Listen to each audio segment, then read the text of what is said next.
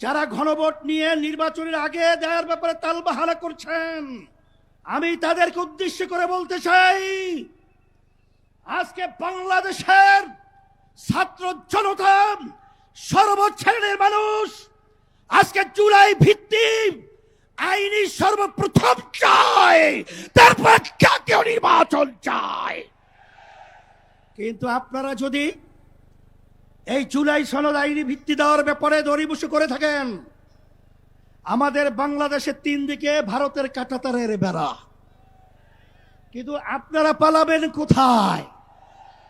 আপনাদের জন্য অপেক্ষা করছেন সেই দক্ষিণে বঙ্গোপসাগর। এছাড়া কিন্তু আপনাদের পালাবার কোথাও জায়গা নেই। সেই হিসাবে সকলকে আহ্বান জানাবো, ভালো করে বুঝে নেন, জেনে নেন।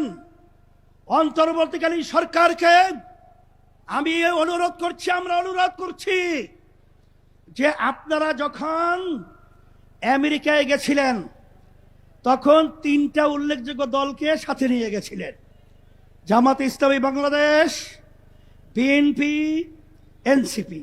কথা ঠিক কিনা? আপনারা জাতীয় নির্বাচনের আগে গণভোট দিতে আপনারা কোন প্রক্রিয়া, কোন হিসাব লাগবে, অঙ্ক শিখাতে হবে। আজকে এনসিপিও চায় যে গণভোট আগে হবে, তারপর জাতীয় নির্বাচন হবে। জামাত ইসলামও চায় আগে গণভোট হবে, তারপর জাতীয় নির্বাচন হবে। শুধু একটা দল বিএনপি, তারা ভোট চায় কখন? জাতীয় নির্বাচনের দিন। বাংলাদেশের মানুষ বুঝে গেছে আপনাদের উদ্দেশ্য ভালো না।